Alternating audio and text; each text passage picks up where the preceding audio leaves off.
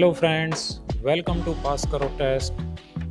आज 1 फरवरी है और अधिकांशतः 1 फरवरी को ही भारतवर्ष हमारे देश का यूनियन बजट पेश किया जाता है। तो आज हम यूनियन बजट यानी केंद्रीय बजट पर ही कुछ प्रश्न उत्तर अटेम्प्ट करेंगे।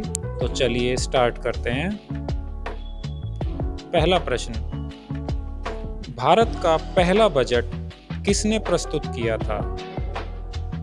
ए. James Wilson, B. R K Shanmugham Chetty, C. Robert Clive, D. Lord Irwin. और ध्यान रखिए ये 1860 की बात हो रही है। तो चलिए इसका उत्तर देखते हैं। तो इस प्रश्न का सही उत्तर है A. James Wilson. James Wilson एक ब्रिटिश अर्थशास्त्री थे और उन्होंने 1860 में भारत का पहला बजट प्रस्तुत किया था, जिस समय हमारे देश पर अंग्रेजों का शासन था। अगला प्रश्न, who was the first finance minister to present the union budget of independent India? यानी स्वतंत्र भारत का पहला केंद्रीय बजट किसने प्रस्तुत किया था? ए. Are K Shanmugham Shetty, B. जवाहरलाल नेहरू, सी. मोरारजी देसाई या डी. C D Deshmukh. और इस प्रश्न का सही उत्तर है ए. आर के षणमुगम सेट्टी। स्वतंत्रता के तुरंत बाद 26 नवंबर 1947 को आर के षणमुगम सेट्टी ने पहला बजट प्रस्तुत किया था। अगला प्रश्न, who was the first woman to present the union budget of India? भारत की पहली महिला केंद्रीय बजट प्रस्तुतकर्ता कौन थी?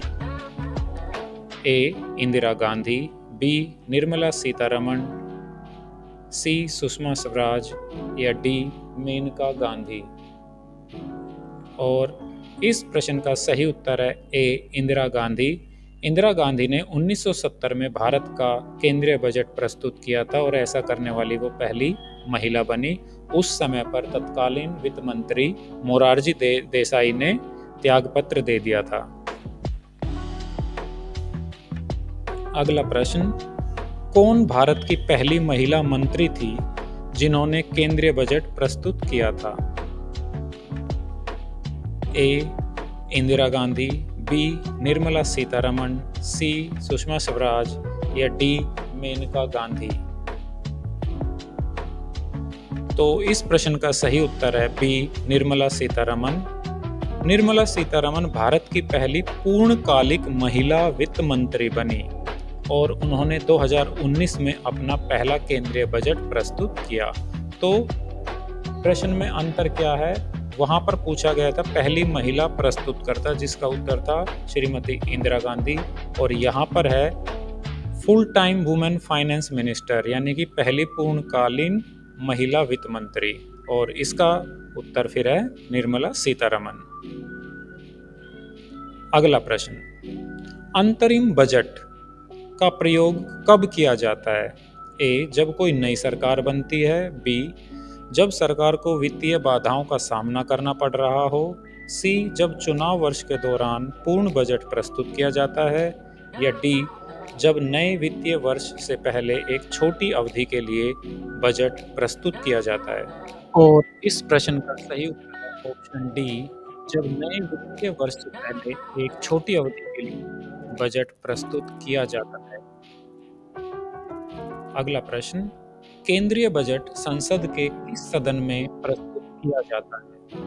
लोकसभा, बी. राज्यसभा, सी. दोनों में से किसी में भी, या डी. कोई नहीं। और इस प्रश्न का सही उत्तर है ए. लोकसभा। बजट को लोकसभा में ही पेश किया जाता है। अगला प्रश्न, भारत का केंद्रीय बजट किस अन्य नाम से जाना जाता है? ए. राजकोष बजट, आर्थिक योजना, सी. वार्षिक व्यय योजना या डी. उपरोक्त में से कोई नहीं। और इस प्रश्न का सही उत्तर है सी. वार्षिक वित्तीय योजना या एनुअल फाइनेंशियल प्लान। अगले प्रश्न पर चलते हैं।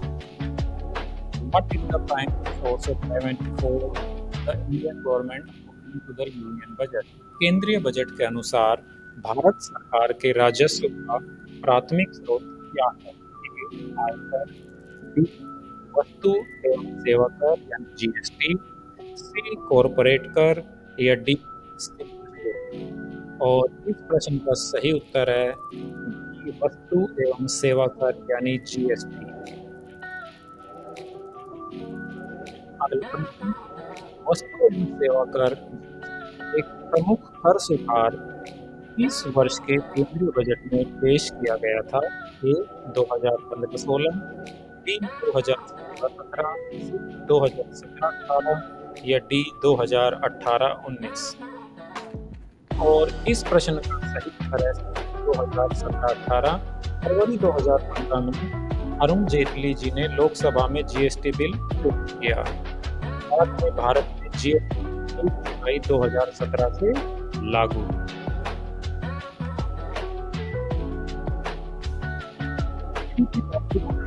क्या है?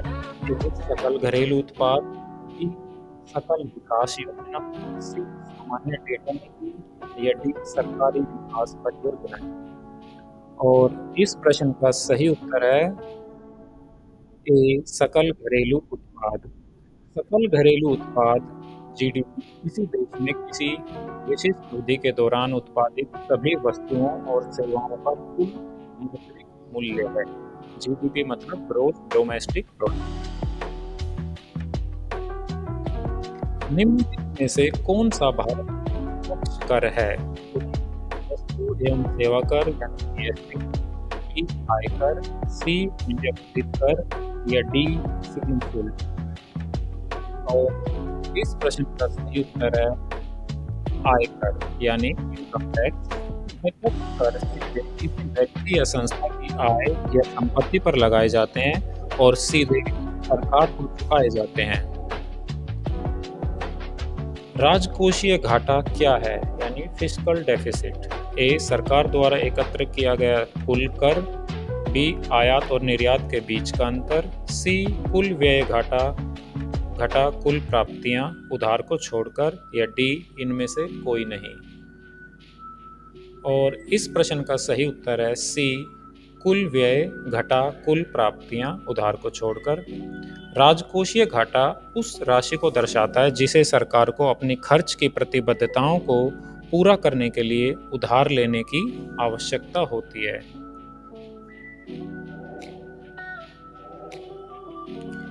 किस संवैधानिक अनुच्छेद का संबंध केंद्रीय बजट से है? ए, अनुच्छेद 110, बी, अनुच्छेद 320, सी, अनुच्छेद 124 या डी, अनुच्छेद 112। और इस प्रश्न का सही उत्तर है ऑप्शन डी, अनुच्छेद 112। संविधान का अनुच्छेद 112 केंद्रीय बजट, जिसे वार्षिक वित्तीय विवरण कहा जाता है, के प्रस्तुतिकरण का आदेश देता है।